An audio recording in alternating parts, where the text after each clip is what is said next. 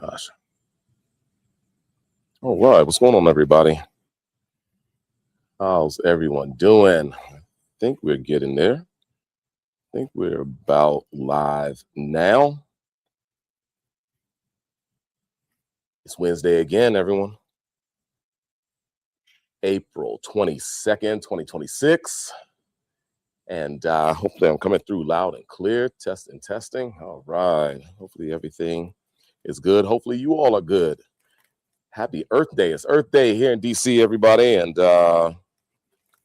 we hope you've been enjoying this beautiful day. It started out a little cool and a little rainy, but turned out to be such a gorgeous, gorgeous day. So I'm hopeful that you all have all thoroughly. Welcome, everybody. M. Dog Stennett is in the house. Denise is in the house. What's going on? And gosh, as you all see, I am solo. And let's see, Brad, how are you? Thanks for joining in. And Natty, welcome. But I'm solo. Everyone is out, hopefully enjoying this gorgeous day here in April. And yeah, we're going to do what we can solo, everybody. But I have a fun little lineup of whiskeys, all from the DMV right here locally bottled. Shout out to Honey Barrel Hunter. What's going on, brother? Hope you're doing well, man. And yeah, so it's Earth Day and everything is about sustainability. We're thinking about the environment. We're thinking about recycling. We're thinking about repurposing.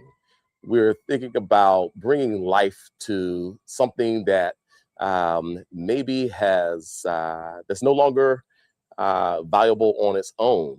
Well, I figured out a way to make that happen with this Whiskey Wednesday, in that we have a couple brands that are from the DMV here. One, Mount Pleasant Club Distillery. This is a newer label to us. Well, both of these are newer labels to us, but this is bottled right here in Washington, D.C., utilizing whiskeys from now closed distilleries from D.C., the 1-8 Distillery and District Distilling Company. But we also have the Silverthorn whiskeys. They're reserved whiskeys from Baltimore. I think it's Drew Thorne, who was once with Sagamore Distillery. He has acquired whiskeys from both MGP, but also this distillery out of Georgia, everybody, that's now closed. That is the other portion of what he's putting into bottle and blending. So fun things. I think that distillery was called the Ivy Mountain Distillery out of Georgia. So we have a fun lineup of whiskeys, everything with a decent amount of age on it. Some 10-year whiskey, 13-year whiskey, little over 6.5-year whiskey, 5+ whiskey. And so it should be a good time. Shout out to Mike Mosen. What's happening, brother? I think tuning in from across the pond, potentially. Welcome, man. I miss you all. Of course, Matt, Alonzo, Mike, they're usually here with me. Shout out to Drew, the whiskyer himself as well. Hope everybody's doing great. So we're going to start the show with these newer products into us here at Chats. All of these products are available at Chats many times. Oh, there you go. He's in Barcelona. Having a good time. What time is it over there in Barcelona, Mike? Drop that in the chat. But yeah, we're going to start with Mount Pleasant Distilling. They have teamed up with the distillery right over in Union Market that is known for their rum production, the Cotton and Reed Distillery. Well, Cotton and Reed is bottling these bourbons for Mount Pleasant Distilling, and what a collaboration that is. But once again, this is made from whiskey that was purchased Barrels were purchased from the now closed 1-8 Distillery as well as the District Distilling Company. They were both DC producers. Oh, Mike, 2 a.m. there. Man, I so appreciate you being up with me for Whiskey Wednesday. Well, we're starting with the Big Train Bourbon. This is their Irving Street label, but this is a commemorative bottle. Giving a shout out to the guy, the old, I guess, Washington Senator, Washington National, that was nicknamed the Big Train. So these are beautiful collectible bottles. I want to say that this is a small batch production, but limited runs on these. This is bottle number 1088. We are right at 102 proof points for this bad boy. And of course, I had to do my little whiskey, my water rinse first. But let's get some information on this bad boy. And we are talking about a high corn mash bill. There's some rye, some malted barley in this. Of course, aged a minimum of 5 years. Non-chill filtered for this one, 102 proof. And that's all we got for now, everybody. We hope to have, because both of these producers that we are working with tonight, both Mount Pleasant Distilling as well as the Silverthorn, they're local. So we hope to get both of these producers on Whiskey Wednesday at some point soon. Actually, the Silverthorn products will be showcased not this Friday, but the Friday after. That's May 2nd. That's May 2nd. So they'll be in the house and we'll have some fun. So come on down to taste these 3 whiskeys. They may even have 1 or 2 more to add to the lineup, possibly. But I think this is their core that they're starting out with. So come at least taste the core of the Silverthorn on Friday, May 2nd. But yeah, let's get into it, folks. I'm solo today, so I'm doing both the front of the house and behind the scenes. Let me go over and just see who has joined us. It looks like Anna has just rolled out of chats, but she has joined us on YouTube as well as T-Bone himself. What's going on? How's everything, big cuz? All right, well, let's get into it. Somebody's pulling at the door. Sorry, we are closed. So we're going to start with the Big Train. Let's go ahead and get that ticker up as well as add it to the stage, folks. A fun label, certainly as baseball season has started. This is one of those whiskeys that for your celebrations, for your barbecues, springtime activities, especially if you're kind of have the game on, enjoying whatever your favorite team is, then come grab some Mount Pleasant Irving Street. This is the Irving Street Bourbon, but this specifically is their label that they call the Big Train. So fun stuff. Let's go ahead and get into it, everybody. Now, at least 5 years on this as far as aging goes.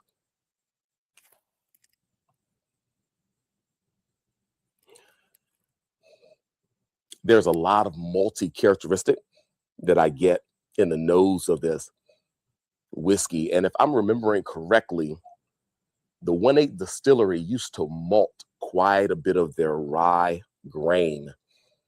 Matter of fact, I believe that their rye whiskey was dominant, like a very high proportion of malted rye blended with their unmalted rye.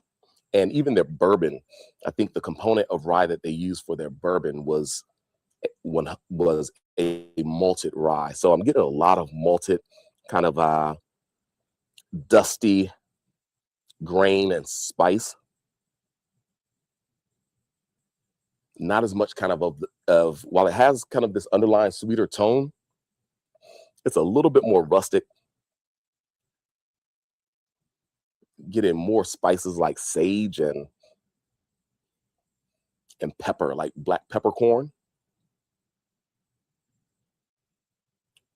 Vanilling characteristics like toast. Someone had come in yesterday and asked if I've gotten any smoky whiskeys in lately. She said, I want a bourbon, but I want it smoky. And I said, well, the association with smoky usually is on the side of single malt whiskeys, especially those from Scotland, from Islay and so forth. But there's not a lot of bourbons that are purposely smoked. But this one does give you some malty characteristic, which combine that with 5+ years in probably well-charred barrels, kind of gives you a heavy toast, which is neat. All right, let's give it a sip. Shout out to Brother Whiskey who's joined in, and shout out to Civic on 8th who's joined in. Welcome, welcome, welcome. Hope those two businesses are doing well. Absolutely.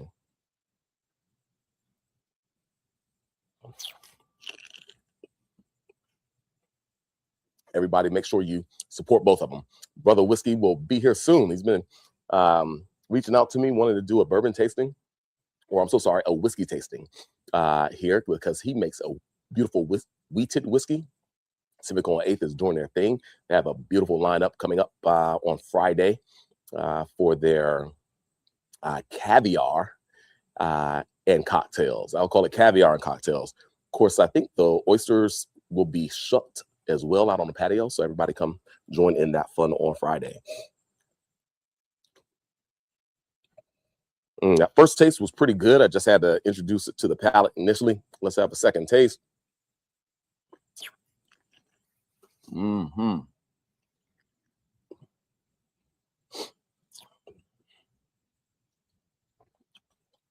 Yeah, we're at 102 proof, everybody. And I like the balance of this whiskey.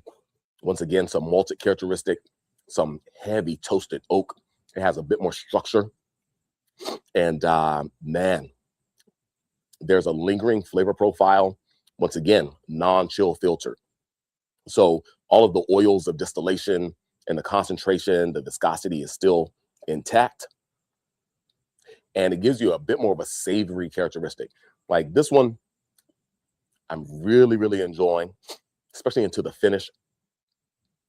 It's a bit more robust stylistically, not a simple kind of corn forward and caramel forward style. It really has some layers to it. I was asked recently about food pairings and whiskey, and this one really does put me in mind of having whiskey with food pairings. Like with this one, something smoked, right? Something smoked, something that's even like a steak or red meat with this one, I think could be a lot of fun. This is also one that I think could make a killer old fashioned. I love the layers that it has, some of the malted characteristics, a little bit of orange, sweeten it just a tad, put some bitters in there. It's a good time, everybody. So Mount Pleasant Club Whiskey, this is their Big Train, Irving Street Bourbon. I like it quite a bit. It's easy drinking, and at 102 proof points, there's very little volatility of alcohol there. It's well balanced, a lot of flavor dynamic happening.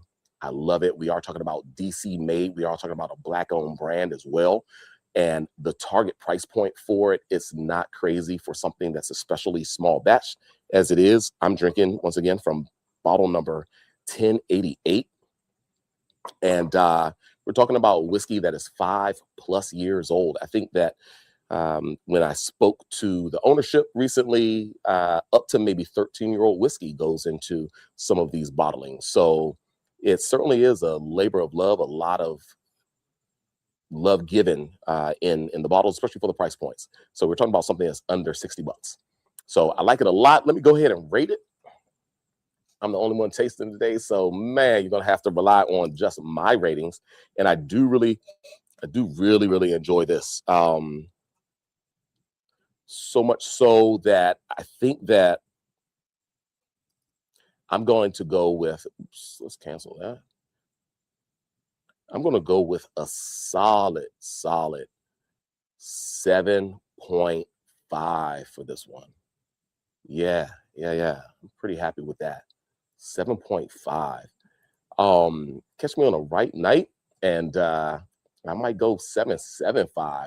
I don't know, being that this one is the first one I've tasted today, and as I've tasted it over the last few days, I'm happy with like 7.5, but I'm excited that this is a DC made product, DC bottled product, and it has gorgeous age on it. It's a very thoughtful product as well.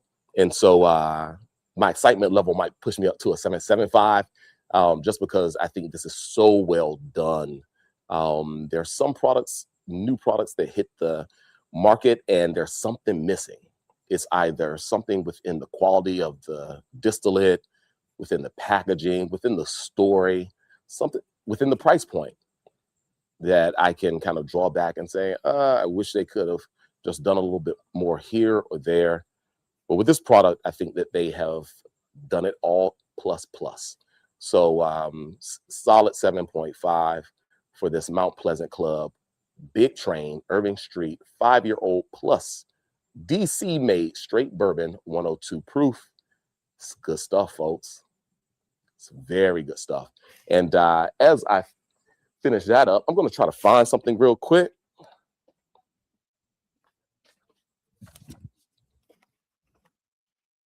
Because I should have had this when I started the tasting.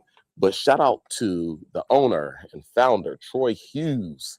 You can probably barely see this book on the screen on Instagram and YouTube. But not only did he create a whiskey commemorating Mount Pleasant, the Mount Pleasant Distillery, that was a thing, I think, back in the early 1900s. This was pre-prohibition, I know, but there was a distillery in Mount Pleasant, and this bottling, this brand commemorates not only this distillery, but the neighborhood of Mount Pleasant and the early distilling of DC. So shout out to them. There's so much to learn. Literally, you can learn it all in this book that is called Whiskey Makers in DC, A Pre-Prohibition History by Troy Hughes. Like, literally pick that up. I want to get some of these books so that we can maybe sell them and or give them away with like some of the purchases of the Mount Pleasant Club whiskey. So really, really cool stuff. Once again, there's extras that are given with this brand, and there's so much knowledge, so much time put into creating the brand and telling the story. So shout out to Troy Hughes.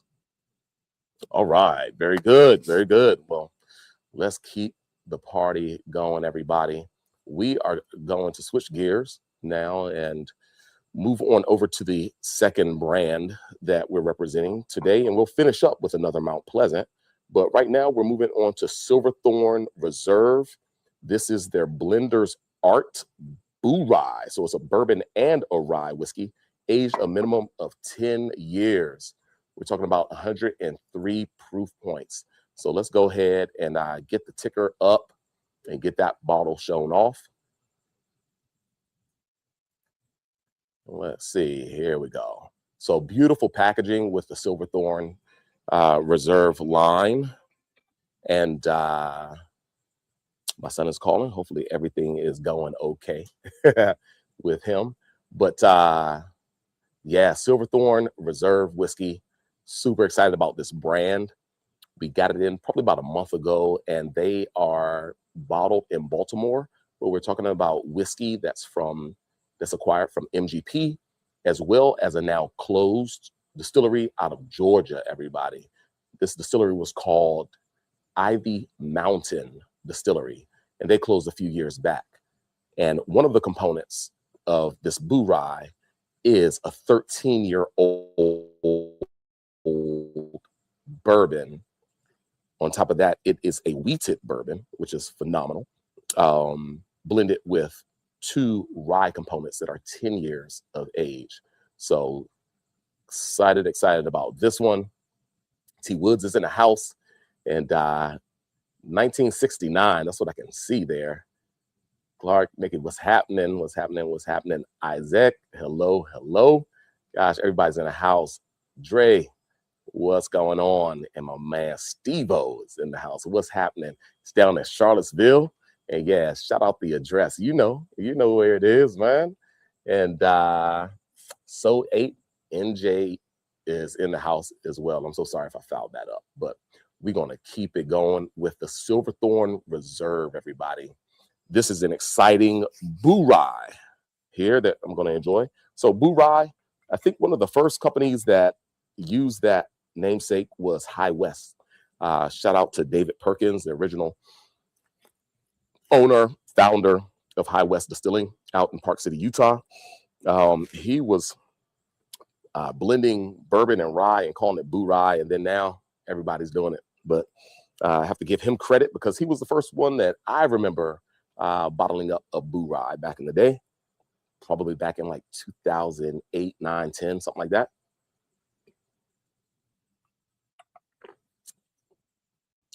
But appreciate everybody at Silverthorn who dropped off these little bottles, sample bottles of each of their SKUs, because they ain't cheap, folks. They ain't cheap. We're talking about $100 bottles for the 10-year-old versions and about $140 for the 13-year-old right now. Once again, we're going to be tasting these out on the 2nd of May, which is a couple Fridays from now. So please come on down to chats. It's going to be a free tasting. So come early before we taste through our samples. I don't know how many sample bottles we're going to open of these. So 5 to 8 p.m. is our tasting time. So Silverthorn, the Blenders Art Series, Boo Rye. So this is composed of 50% 13-year-old Georgian distilled bourbon. It's an 80% corn, 10% rye, 5% wheat, and 5% malted barley. And this component came from a barrel out of Ivy Mountain Distillery that's now closed. If you Google Ivy Mountain Distillery, you'll see that it's no longer operational, but so glad that some of their barrels made it out of their rick house and into this bottling here. There's 28% of a 10-year-old rye whiskey. That's a 51% rye, 44% corn, 5% malted barley, and that's coming from MGP, so a very high corn rye component, so more of a Maryland style rye. 22% of a 10-year-old 95.5 rye mash bill from MGP as well. So the nose on this is gorgeous. It's super fresh. The spiciness is there, but then you also get corn from that pretty heavy component of corn. Once again, the one component of the rye whiskey is a very heavy 44% corn, and the bourbon that's used is 80% corn. So you definitely get a heavy dose of the sweet corn. Next, you see gorgeous rye, a hint of minerality, kind of fresh pepper, a little bit of the grasses, and maybe a hint of something that resembles mint, maybe a little bit of a peppermint note. Wow. I love the complexity and the approachability of this one.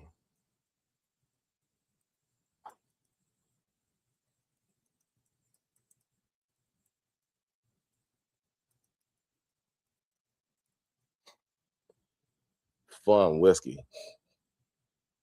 Suge, what's happening? Rachel, hello. Thanks for joining in. So we're talking about 103 proof points here. And once again, super approachable. Let's give it a try.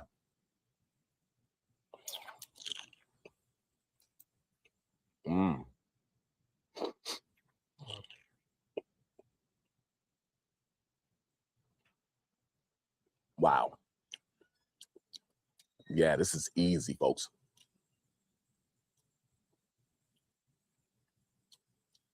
Wow, the Blender's Art Boo Rye from Silverthorn Reserve. Bottle in in Baltimore. Whoa. Shout out to Silverthorn. The first approach was I got a lot of sweet corn, some beautiful, kind of attractive spices. Very easy. On the second approach, maybe some of the pepper notes deepen a bit. You get a little bit of a darker spice. Still unbelievably fresh. That's that kind of MGP rye that's showing up quite nicely in the nose.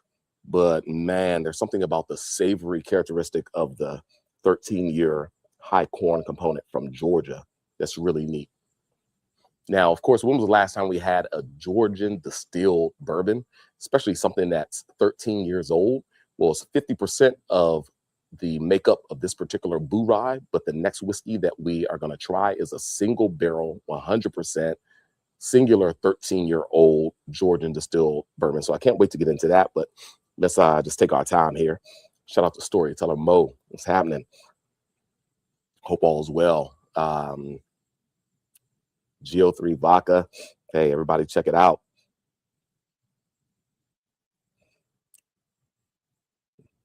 Oh, man. I can't wait for you all to come out and taste this next Friday. Not this week, but the following week.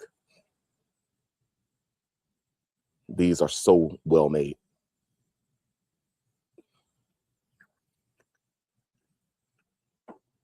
Mm-hmm.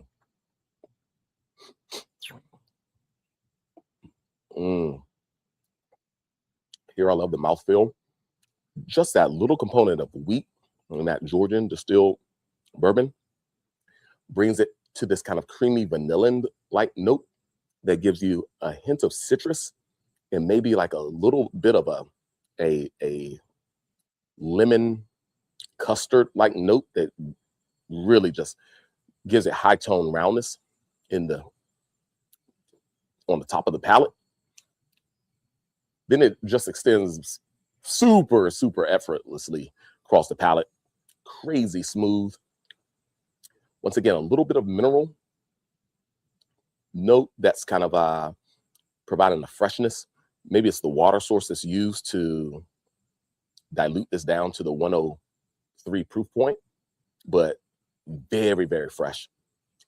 The second palate, you don't see as much spice from the rye component as I would have assumed. It's just like everything is really just well integrated, and you get kind of this just very clean, light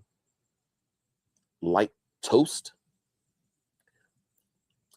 Very, very light kind of sweet spice note. Once again, there's maybe a little peppermint there, maybe a little thyme there, or some kind of these green light aromatic spices. But super clean into the finish. I will say that very refined this one is.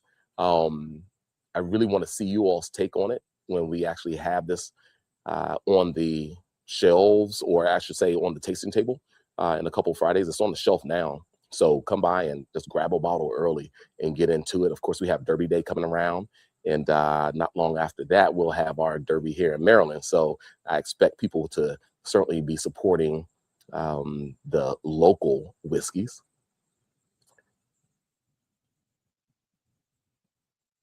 Yeah, absolutely. Storyteller Mo, it is incredible. Loving it, loving it, loving it. So definitely got to check it out. This one, the refinement is on another level, everybody. I really like it. It feels like I'm only giving myself 2 pours tonight. I'm being a little more responsible without my crew here tonight, I guess. Just taking 2 drams, 2 sips out of my Glencairn. Gotta step it up, man. I gotta step it up. Oh man, Zoe is chiming in, asking about Buffalo Trace. Of course, man. Absolutely. Oh yes, absolutely. Mm. Mm-hmm. Mm-hmm.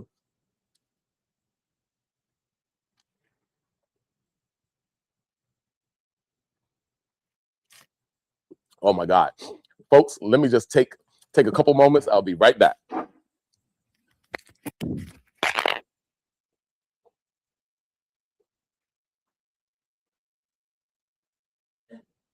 You see Nicole out there?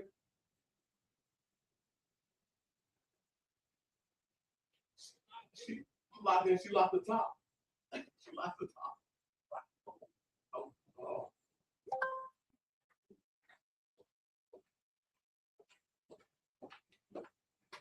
All right. Sorry about that, everybody. My apologies. My apologies. So, I was alone, but my man Eric and his amazing wife Shelly showed up. And they're going to be in here in a few moments.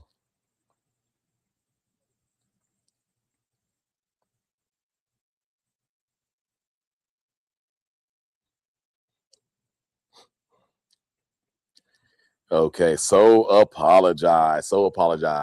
But we are going to have a little bit more fun just because Eric and Shelly are going to join me. And that's going to be phenomenal. So bear with me one moment as I get ready for them.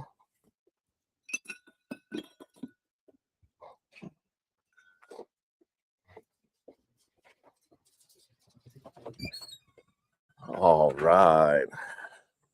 So yeah, when friends come, I always want to share, folks. I always want to share. So when friends come, gotta take advantage of the moment just to spread the love, share the love, fellowship, and the like. So, folks, Silverthorn, let me finish up with Silverthorn whiskey. Once again, I think it's super refined, absolutely delicious. It's worth checking out. Certainly find it here in the DMV. It's only available in a few places in Maryland and now in DC. I am going to have to give this Boo Rye Blender's Art just because it's so fresh, unbelievably smooth, a delightful dram. Excuse me. I'm really digging this. I'm gonna have to go 8 out of 10 for this one. Yeah, this is a good 8 out of 10, folks. For the Silverthorn Reserve, the Blender's Art Series is what it's called. It is a Boo Rye 103 proof points. It's absolutely delicious. Yeah, man. Shout out to Izan. What's going on? Nice chatting with you a little earlier, bro. And yes, good times. Look forward to getting together soon. And Adam, what's going on? Thanks for joining us. And Eloop, welcome. And Tanik, hello. So, folks, we're going to move on to the next whiskey, but I'm going to get a nice glass of water and make sure that my glass is ready to receive the next Silverthorn product that I'm about to put up on the screen right now. And that is the Silverthorn 13-year, folks. This is the 13-year single barrel.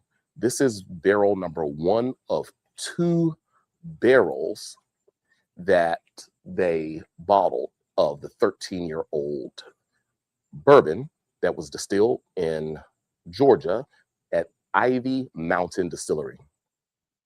I've only tasted this one time, folks. This is only my second time tasting through this lineup, and I was super blown away about this one.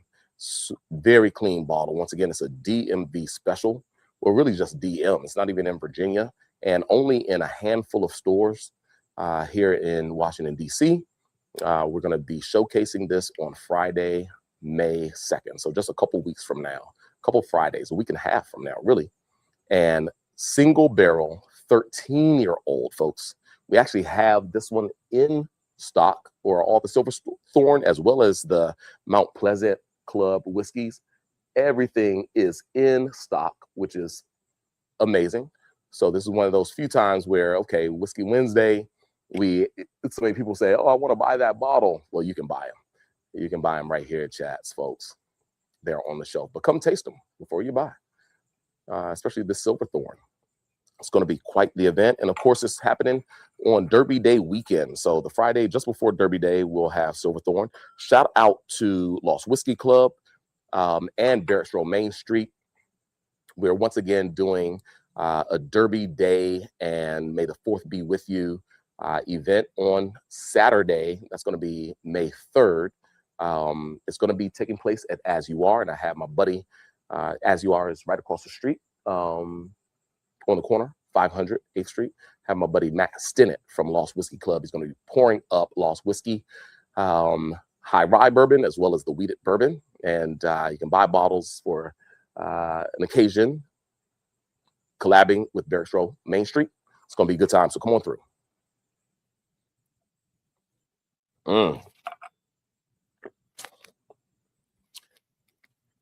Oh my gosh.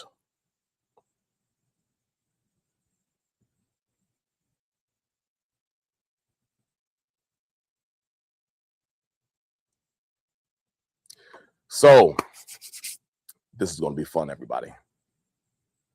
This is going to be a lot of fun. I'm so looking forward to it. 13-year-old single cask, 107 proof.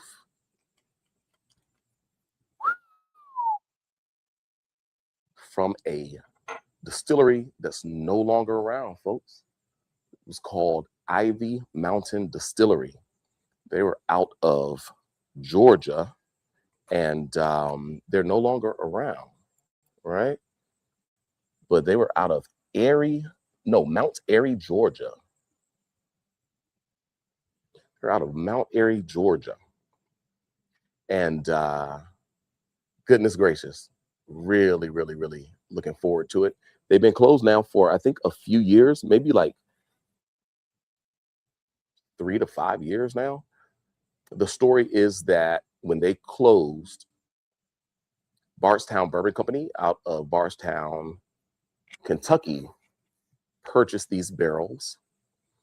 Drew Thorne is good friends with the folks down at Bardstown Bourbon Company and was maybe privy to tasting some of these barrels, fell in love with them, and ended up bringing them on back to Maryland, where he continued to age them and blend them and bottle them.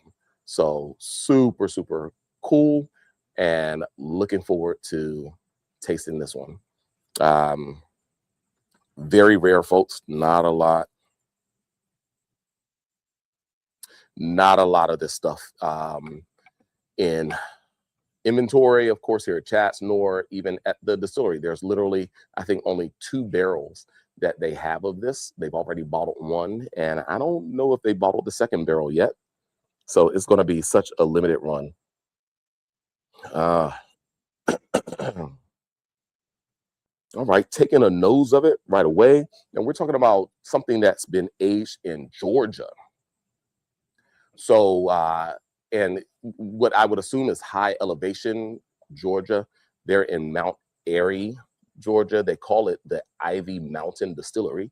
So I assume that, they are not only distilled at a higher elevation, but the bottles potentially aged for the majority of their lifespan.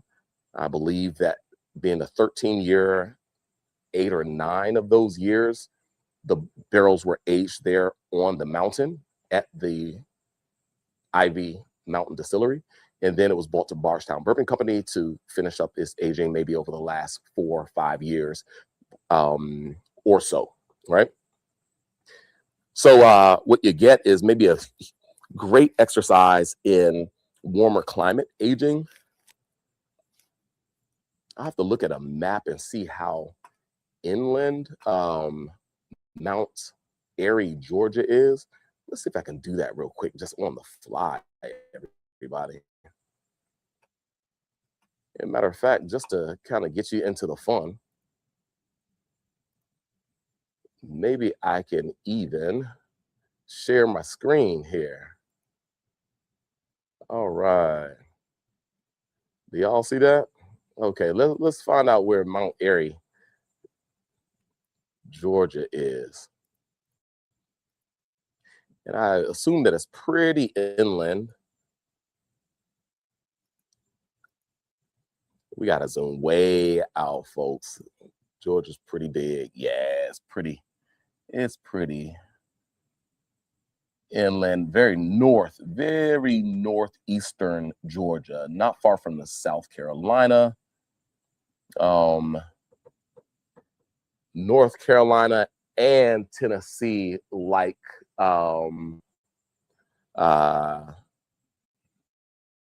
border. So northern Georgia. All right, there we go, everybody. Let's bring back the label and everything. Thanks for bearing with me. We're just having a little fun here. But we're going to get into the dram next. The color is fantastic. It's a little bit more amber in its color profile, so absorb the oak very nicely. I don't have a gauge on the toast level of the barrel, but I assume that, you know, this is maybe at a decent char level, 3 or 4 char level. Now, what I get initially is just a little bit of the kind of sweeter spirit note. I usually will kind of call that, you know, a little bit of that acetone like note, a little bit of the fingernail polish remover. I have 4 daughters, so I'm a little sensitive to that note. Some people love it because it adds a bit more of a sweetness to the aromatics and the flavor of the bourbon, but I usually get that right away. It's a little volatility of an acetone like note. But beyond that, sweeter candy like, almost chocolate cordial, chocolate raspberry, chocolate blackberry fruit note, more caramel and or honey like note. I'll even go to like maple syrup, maybe a bit more maple syrup than caramel and honey. Maple syrup, I would say. Fun stuff.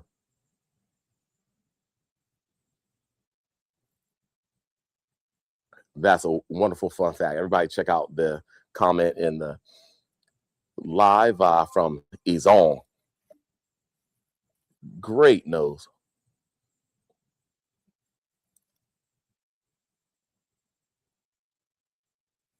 Okay.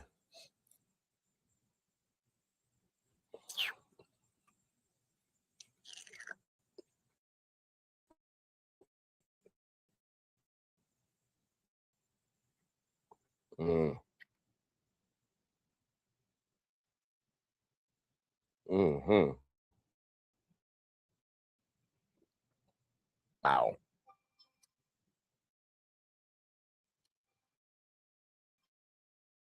Wow. So goodness gracious. Yeah. Yeah. That's layered. The dark chocolate, the cacao, the structure, the staying power, like it envelops the palate and just gives so much depth. A lot of toast-like note. Once again, this is a mash bill that's 80% corn, 10% rye, 5% wheat, 5% malted barley, and we're talking about 13-year-old single barrel. The black fruit is crazy on this. The barrel characteristics really gave you savory notes, structure. It's a full-bodied expression of bourbon without a doubt. So I love the way that kind of this warmer climate interacts with the barrels to really extract a lot of flavor, but also the plush kind of refined notes So it's kind of that balance of power and finesse with this one. Very powerful when it comes to the barrel notes, but well integrated at the same time. I don't know how they pull that off, especially at 107 proof. There's no volatility of alcohol at all.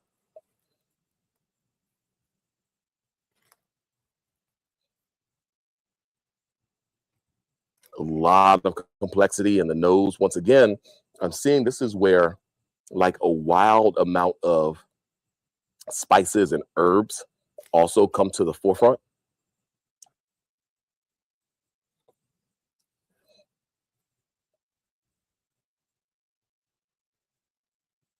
Wow.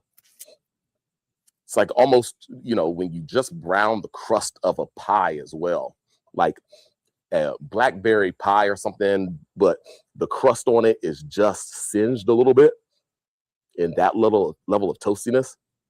This is a great nose. Even better is the palate. Hmm.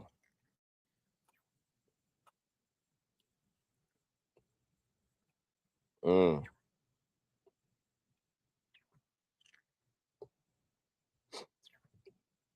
mm.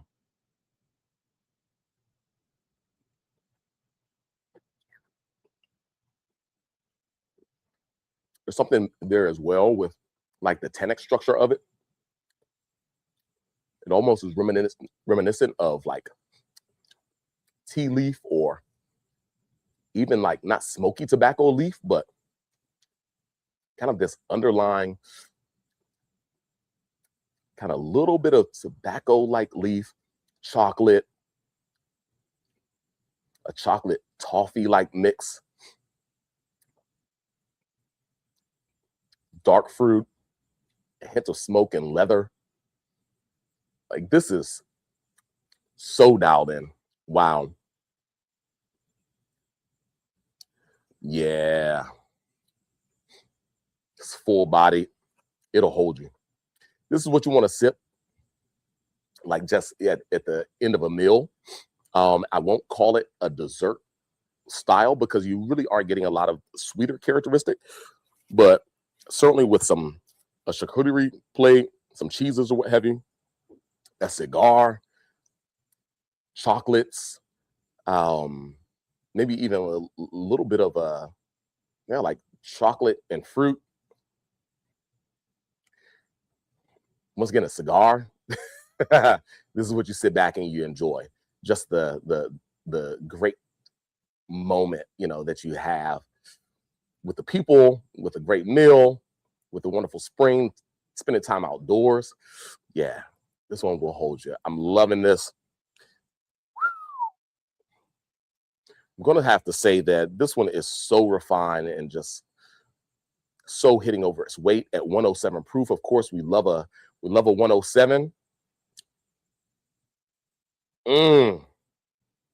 Folks, this might be my highest rating of the night.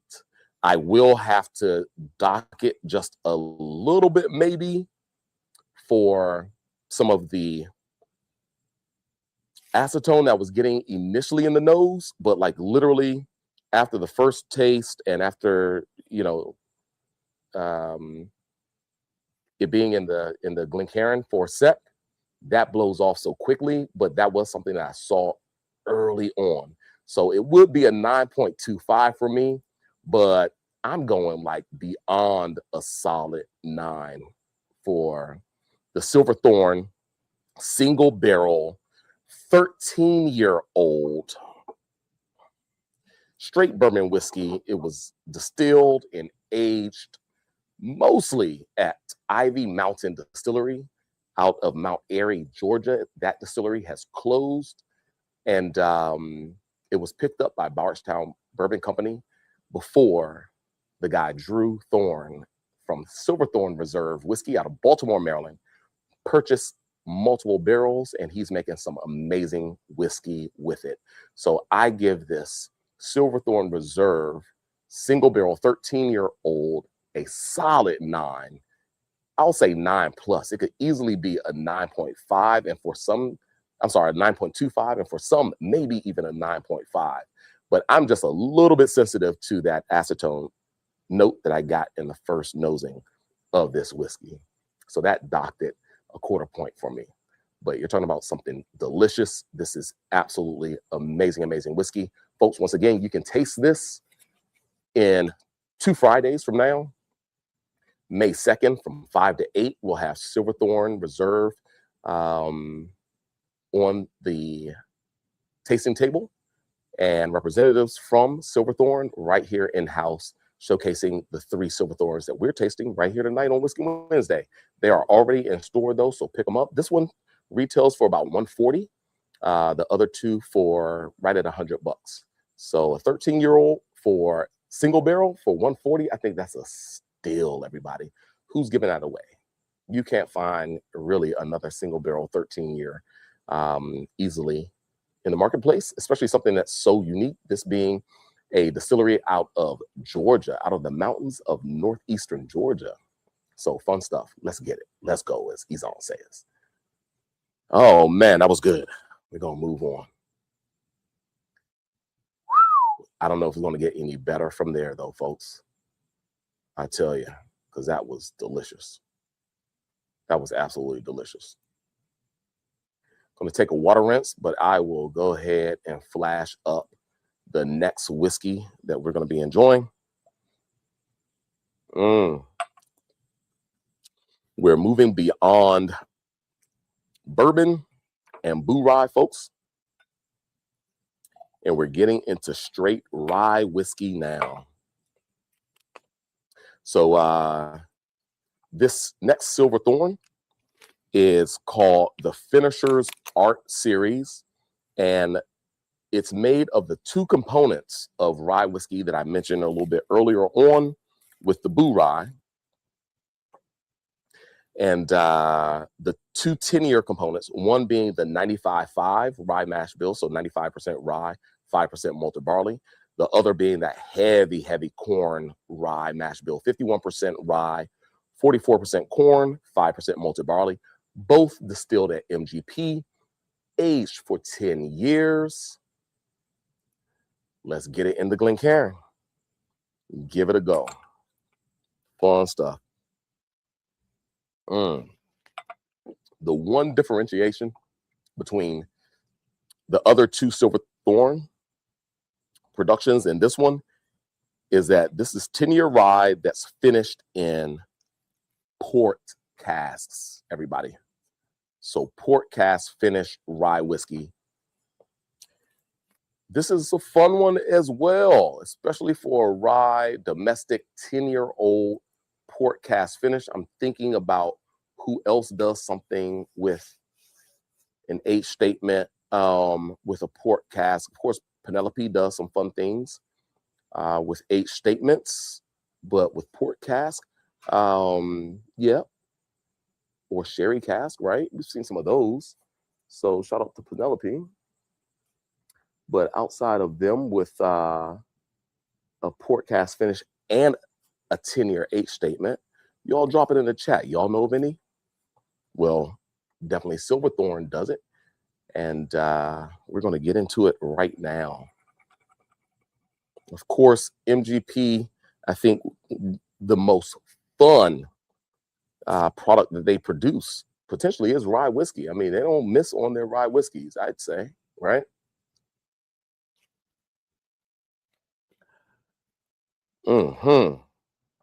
Wow. And the nose is gorgeous on this one.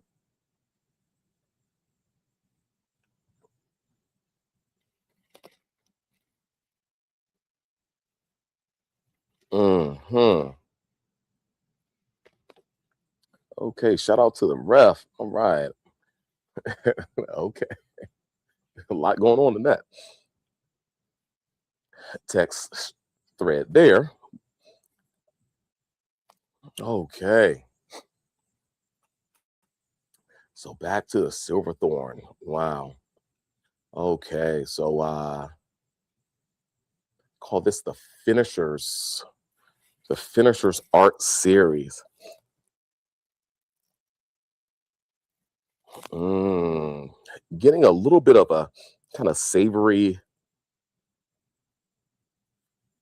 red fruit, toffee, cherry, baked cherry, baked spices. So a bit more of the cinnamon comes forth in this one.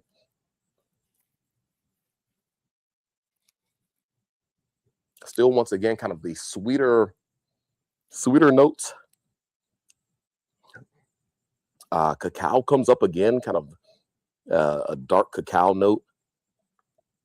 Maybe a little bit of still toffee-like characteristics. But some of those oxidative characteristics that you might get from a tawny port. They say port cast finish. I don't know if it's a tawny port cast finish or a ruby port cast finish, but definitely a little bit more of those oxidative notes here. So I would assume maybe something that's more in line of a tawny, but we will see.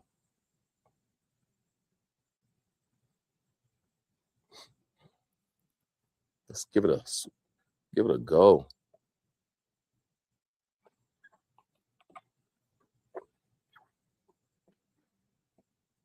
Mm, mm. Super easy, folks. Super easy. Okay.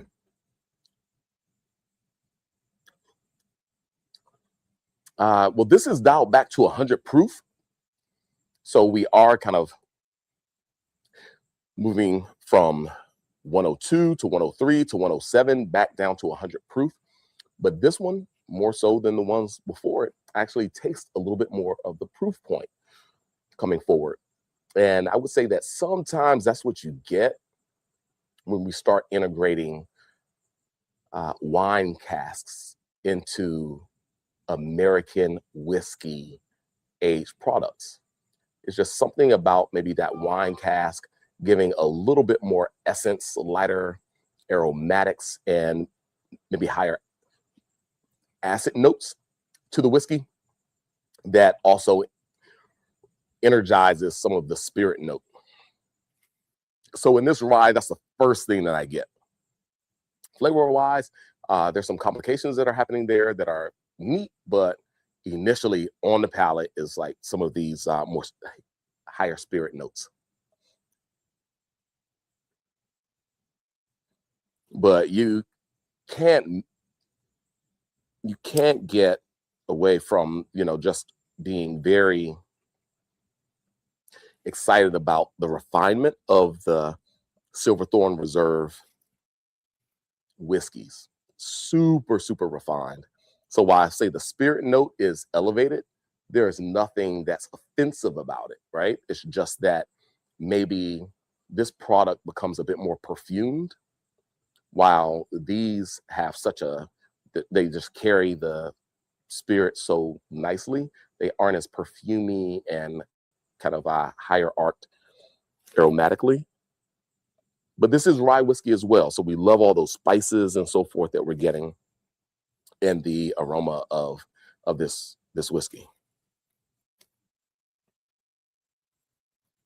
But a lot more red fruit. It's like a lot of spice, cherry and toast. The barrel is showing up on this one very nicely in the aromatics and like the char level that they're getting, like that's showing off. So it keeps it from being overly sweet and kind of, once again, not going overboard into the dessert whiskey-esque realm. There's a lot of refinement still here.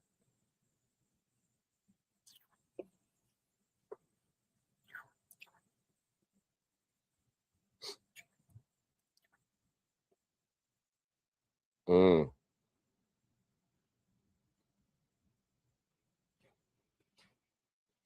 Wow.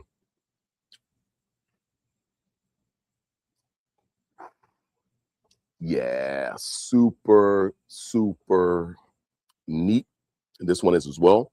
But we're definitely talking about spicy rye that has an appeal maybe for a bourbon drinker, but rye whiskey, I think rye whiskey integrates and is so active when it comes to macerating anything else with the rye, even the barrel. So like it's extracting so much toast characteristic, but still maintaining and holding on to the spiciness and so forth of the rye, and just super dynamic because of that. But it's still staying in the dry realm of a rye. So I think a kind of traditional rye drinker isn't going to be offended at all when it comes to like drinking this blend of the more Pennsylvania classic style rye and the Maryland style rye, plus with it having an additional finishing in a tawny, or I'm so sorry, in a port cask. I don't know whether it's tawny or ruby, but it still holds on to all the beautiful spices of the rye whiskey itself. So cool stuff for certain. Wow.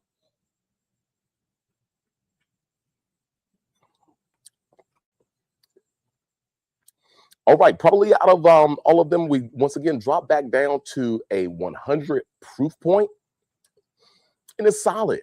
It's solid. It's one of those where, you know, you have a 10-year-old rye. This one probably isn't as, it doesn't have the refinement of the Blue Rye and the Bourbon, because maybe this lighter, fresh spiciness that it has, and it shows you maybe a little bit more of the spice note. It doesn't quite have that viscosity of the others, but I am tasting this after the 13-year-old 107 proof product. And so I do have to kind of consider that as my palate is adjusting to something that's a little bit lighter, not only in viscosity, but also in proof point. And I like the flavors of it. And I like that it's still a serious rye product.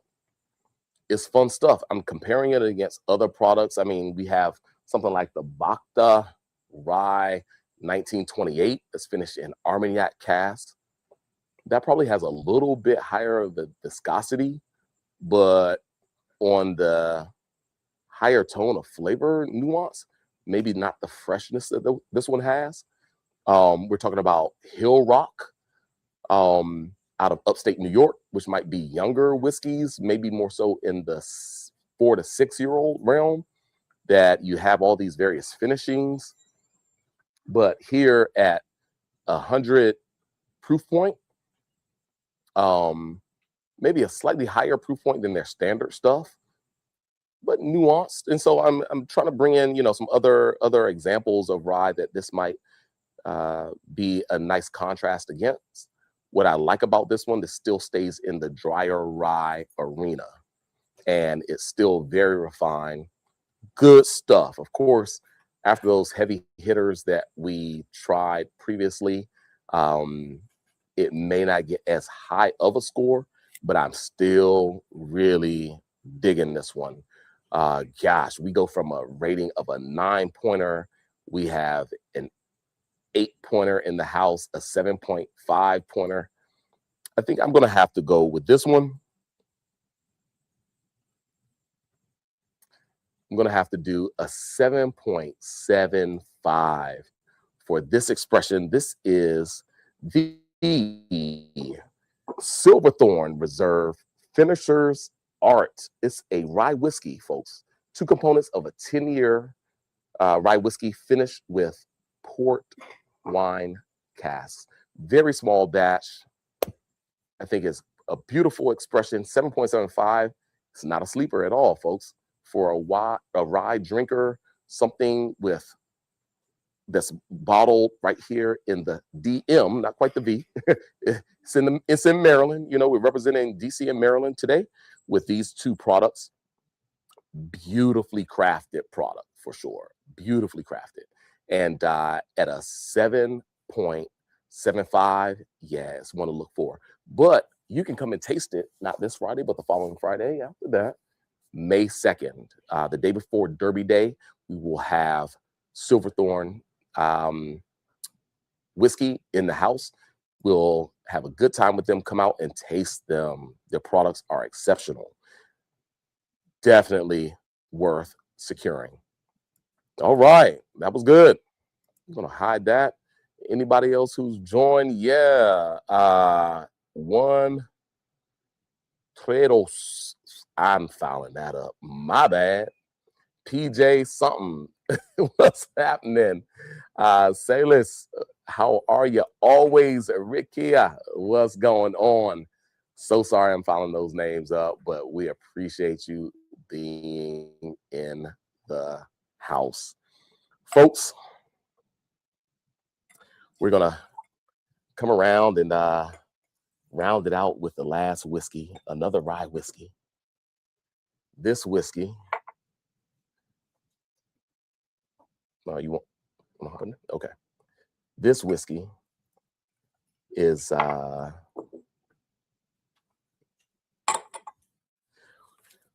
Mount Pleasant Club Whiskey. It is the rye. It is the rye. Shout out to my man Levi who just joined in. Yeah, man. It's the birthday, so I wanted to come through it. Oh, I'm just chilling. Come on, man. Absolutely. Come in. Is your birthday? Yeah, today. When? Today?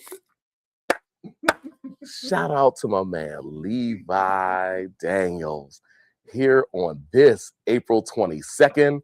It's his birthday. Wow. You've seen him on Whiskey Wednesday in the past. Of course, he is half of Heathen State Wines. And shout out to Mike, his partner in crime. Shout out to Wifey, who's up front rapping. Absolutely. But it's always good to have friends and family in the house enjoying some whiskey with us. So, and then, he being a DC native as well, we're going. And now a Mount Pleasant resident. And now a Mount Pleasant resident on top of that. Wow. So, we got to chill with brother Troy a little bit. Indeed. Well, go grab another hot top. Absolutely. Because we're going to bring you in for this last little bit of Whiskey Wednesday, and excuse all the movement and all folks. But once again, hey, when there's an opportunity to fellowship, why not? Yeah, bring it in on this side, Levi, especially once again, Levi mentioned brother Troy Hughes. He not only created a brand, but also got a book to go along with it, everybody, that's called Whiskey Makers in Washington, D.C., A Pre-Prohibition History by Troy Hughes, the owner of Mount Pleasant Whiskey. He tells you all about the whiskey, all about Mount Pleasant, his history, X, Y, and Z, D.C. history of distilling in this book right here. I'm trying to remember what he told. Yeah, this bottle on the front here, if you get the book. Let me see if I can point to it right. Yes. My bad. Put it over there in front of you, maybe a little bit more. Oh, no, it was opposite. Yeah. Okay. So yeah, this one on the top. This one. Matter of fact, I'm going to remove that. Show it again. Show it again. So this one right here at the top. Nice. That bottle right there. Yeah. Okay. That's the one he found in his house. He found that in his house, and that's what got him started. There you go. Folks, we're going to have Troy in the house at some point sooner than later, I hope. And you'll hear the whole story. I'm hoping to have him on a Whiskey Wednesday. We may retaste these products. He also has other products that he is producing. But we're doing the whiskeys tonight, the bourbon and the rye. And I'm going to just go ahead and blast up on the screen the rye whiskey. And it's called the Pierce Mill. It's a rum barrel finished rye whiskey, everybody. So looking forward to that. Let me get the ticker going on this one. And we're talking about a 6-year, 9-month version right here. Bro, let me go ahead and pour up some glasses. Yo, Levi. Yes, sir. Happy birthday, man. Come on, brother. I appreciate you. Happy birthday. Celebrate. Well, it is an honor and a pleasure that you stopped by, man. And I was solo on Whiskey Wednesday, Right. just feeling a type of way. You know what I mean? I appreciate you. Good But bro. you come through, and not only are you celebrating happy Whiskey Wednesday, happy Earth Day to everybody, and happy birthday to Levi, for sure. Let's go. And shout out to my second born, Camille, Miss C, Millie Pie. Her birthday is on Friday, the 24th. So shout out to her. She will be turning 17. Huh? Indeed, indeed, indeed. Oh, man. So, folks, this is Pierce Mill Rum Barrel Finish. Now, what I do know, and once again, I'll just give you a little history on the distilleries that distill the product that's going into the Mount Pleasant Club whiskeys. This was the 1-8 Distillery out of Ivy City, and it was District Distilling Company, right? Up on U Street, 14th and U. Now, I actually purchased years ago, I actually made my own bourbon from them, right? They had rum casks, finished bourbon, and they had, what was the other one? Ooh, another cask finish. Rum cask finish, and it was it sherry? I'll have to go back. It doesn't feel like it was sherry. No. Port. I want to say it was port. I want to say it was port, and it was rum. And I didn't do a single barrel. I was looking to do a single barrel with them. But all the barrels that I tasted, I said, I can't find a barrel that I'm loving. But man, when I got here and I had what? 6 barrel samples. I took them from the distillery. I tasted through like 12 barrels. 6 of them were rum cask and 6 of them were port cask. And I had them pull drams of each of them.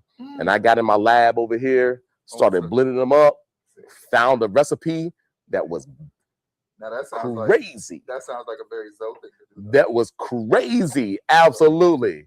And it was District Distilling Company that was doing a lot with the port casks and the rum casks at that time. And so when I see here rum barrel finish, I just remember that. Yeah, remember that expression. And they had some very, very decent at that time rum cask finishing. The only problem was they were like 2-3 year old. Like literally as they were only 2 or 3 years old. So they were very young. So it took me blending to kind of find the sweet spot between the 4 components that I ended up using. So, hey, bro, happy birthday again. Thank you. Appreciate it. Indeed. So, man, did you? So we're talking about kind of raisinated like notes, raisin, plum, rum-esque, you know. And that rum is probably bringing in something either maple or honey, like a little sweetness, something that is subdued. I would even say molasses. There we go. That's molasses. It's like darker, right? I was getting so much maple and so forth with a couple of the others that I'm into like some molasses like note. That's very rum-like. Because when you taste it, there's a little bit of spice to it. Yeah. Spice in the sense of like maybe clove or something. Yes, yeah, definitely does. Yeah, something like clove, right? Still some toast or a little charred end that's happening there. Little briskety, a little brisket char. Somebody hungry. I'm hungry. Yes, Okay. Yes, somebody is. All right. Absolutely. Absolutely. Shout out to George. Shout out to R Pitts. What's going on, cuz? Always for kid. Hey. I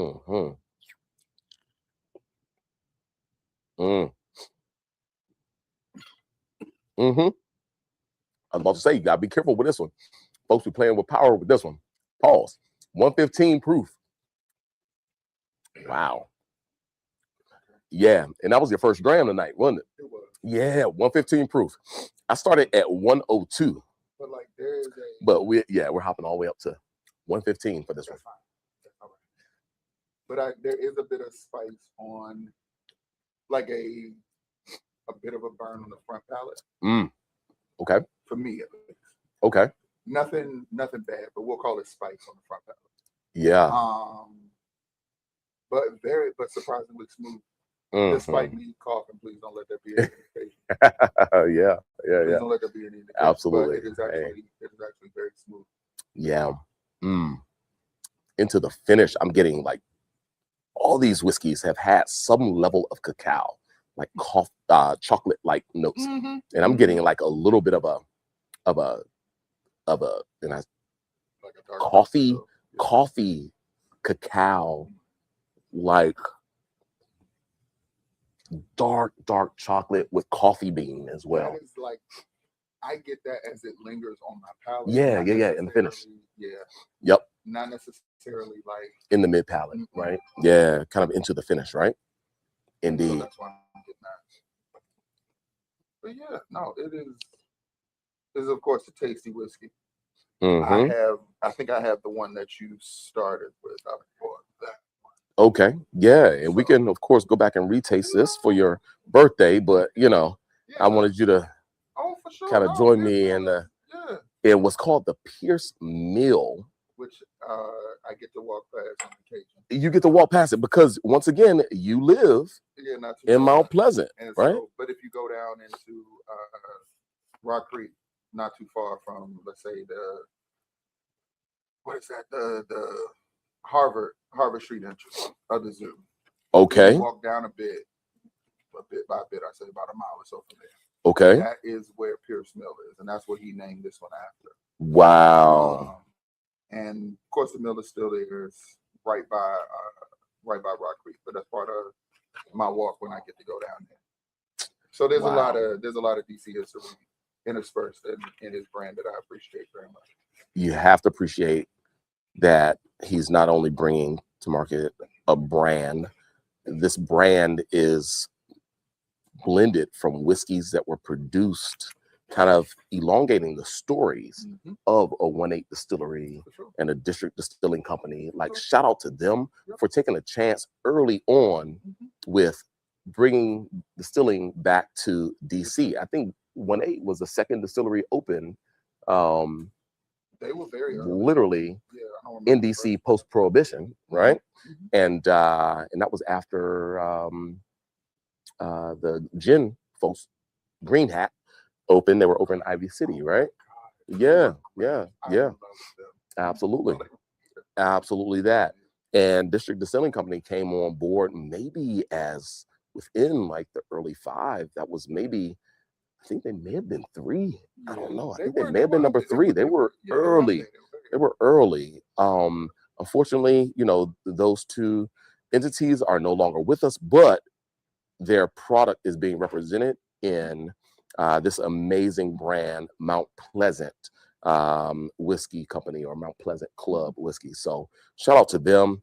Let's continue to enjoy this dram here of whiskey, where now in the aromatics, I'm getting a little bit more of the cacao and coffee bean note. So, because it's bringing in so much coffee bean, shout out to Civic on 8th. It's like, okay, a little cocktail with some of this in it. Oh, that would be strong. That would be nice though. Yeah, that would be a strong hitter. And we're talking about 115 proof points here. Wow. So that coffee wouldn't dilute this very much at all. No. But like, you know what? As I drink more, and especially as I get to the bottom of my glass, is where I'm getting more of the sweet notes, or maybe I'm just more perceptive to those. But not sweet as in cloying sweetness. It is a subtle one that is definitely the back of your palate, and it makes the finish nice. It just makes it very nice. Now, of course, 115, we're punching. So it does what it needs to do. But this, of course, would be great in a cocktail or neat like we're having. And once your palate adjusts, I mean, that 115 is nothing. It's nothing. But I really, as I'm thinking more about cocktails these days, Oh my gosh, this would shine. This would shine in something espresso-esque, espresso martini-esque product with a bourbon as its profile or sidecar to, something coffee-like. Yeah, a little cream, a little bit of this, a little shot of this, man. Or just a plain old Irish coffee, though. A little Irish coffee, yeah. Yeah. Yep. You could. Yep. Yeah. Just fine. I would say so. But just speaking of the whiskey alone, and gosh, folks, as it just so happens, I'm not alone in my rating for this final. So now I get to rate. Yes, indeed. We had a 9, which is surprising. Yes, indeed. Usually that friendly. Oh man, this one. So we had a 9, we had an 8, we had a 7. 7 1/4, or was it 7 1/2? I got a 7 and 7 1/4. 7 1/4. We finished up with a 7 1/4 a sec ago. Yeah, man. Absolutely. Got Josh in the house, everybody. Josh is walking in. Indeed. Josh is Levi's birthday, man. So happy birthday to Levi. I appreciate you. Absolutely. Absolutely that. Hey, grab a Glencairn from the back, bro. I'm trying to think of what my rating is going to be.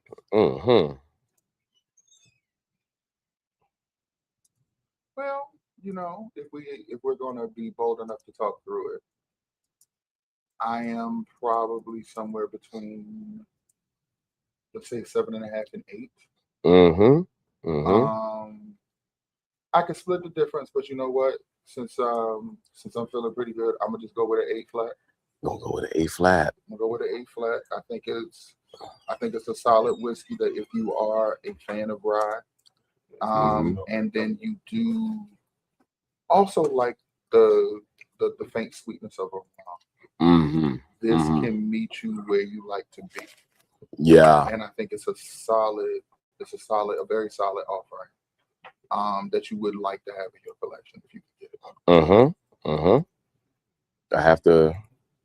I respect that. I respect that rating for sure.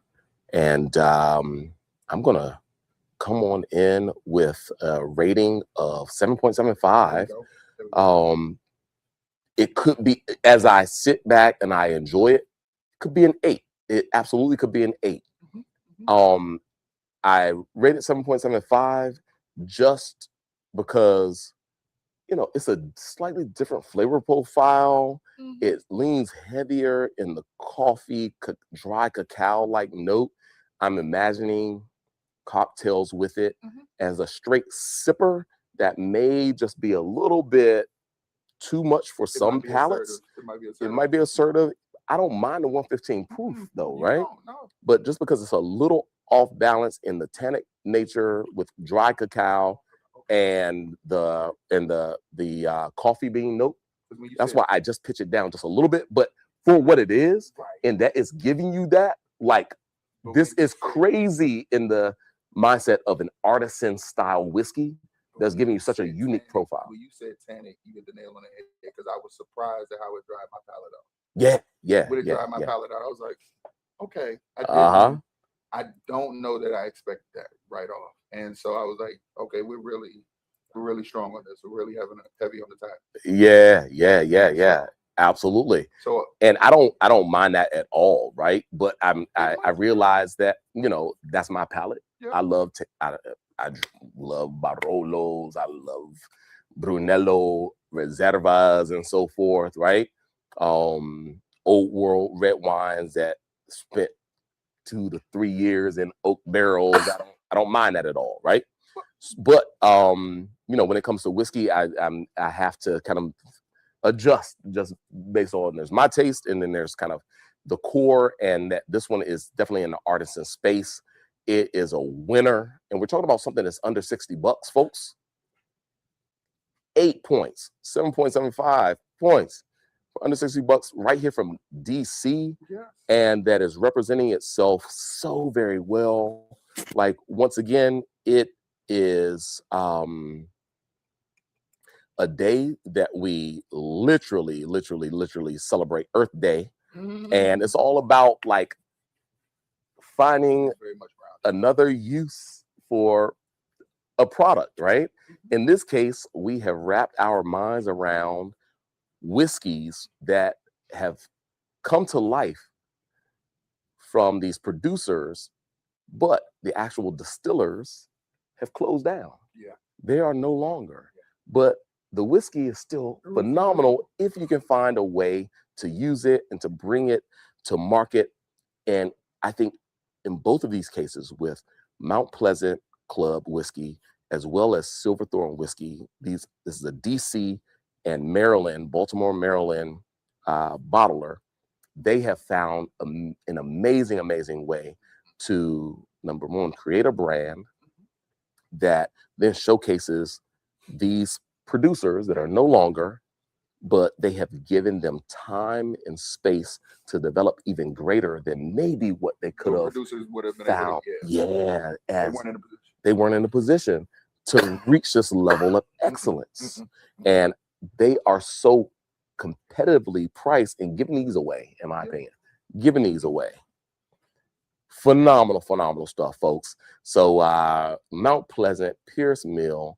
This is a 6-year, 9-month rum barrel finish rye whiskey, 115 proof. Levi gives it an 8. I give it a 7.75. Solid whiskeys. Folks, happy Earth Day, happy Whiskey Wednesday. But most importantly, man, you made it around. You made it around the sun. Another year, man, for this guy right here, Levi Daniels. Shout out to his brand, Heathen State Wines. For sure. Absolutely, but happy birthday to him right here on the 22nd of April. Yes, indeed. Absolutely. Appreciate you, brother. Indeed, it's always a pleasure to have you in the house and to have a moment just a fellowship around wine, around whiskey, whatever. Whatever. It's always a good time. Absolutely that. Well, folks, see you this Friday in-house at Chats. We'll be doing, of course, our spirit tasting, which happens every Friday from 5 to 8. What are we tasting? I got a funky little bourbon and rye that's coming in, and it'll be unique. It'll be very limited, but it will be on sale. And it's one of those things where, I'm almost taking a little bit of a risk, but we're talking about, Drink Hacker gave this whiskey a 9.5 out of 10. And we're going to be selling it for under $50. Whoa. Whoa. Value proposition, right? So it's one of those things. Within the whiskey world, we are, within the industry itself, I didn't realize it didn't mic you up, bro. Gosh, I hope everyone heard Levi. Yeah, I'm sorry. I talk a little low, but I'll speak up. My fault. I totally missed that part, man. I totally missed that part. But this guy always has so many amazing things to say, and we got to get him on mic. Listen. But going back, 5 to 8, phenomenal little whiskey that we'll be bringing in and showcasing. Then Saturday, we'll figure it out, folks. But we've had a wonderful run for the month of April. Excited about May coming up. Springtime in DC is one of the most beautiful times in the city. So please, everybody, come out. Let's enjoy moments here at Chats, here on Barracks Road. Of course, check out Civic on 8th right next door. Check out our event that we're going to be having not this Saturday, but the following one at As You Are, teaming up with Barracks Road Main Street. I got my man, Matt Stennett, coming in from Lost Whiskey Club. We'll be doing the Derby Day / May the 4th be with you event over there at As You Are. It's a fundraiser. And shout out to Brian Reddy, who is the director of Barracks Road Main Street. It's going to be fun times. So everybody come out. Come on over to Chats. Let's enjoy these moments. Happy spring. Happy Earth Day. Happy birthday, Levi. Appreciate you. Indeed, bro. Folks, we're going to see you in 7 days, if not before.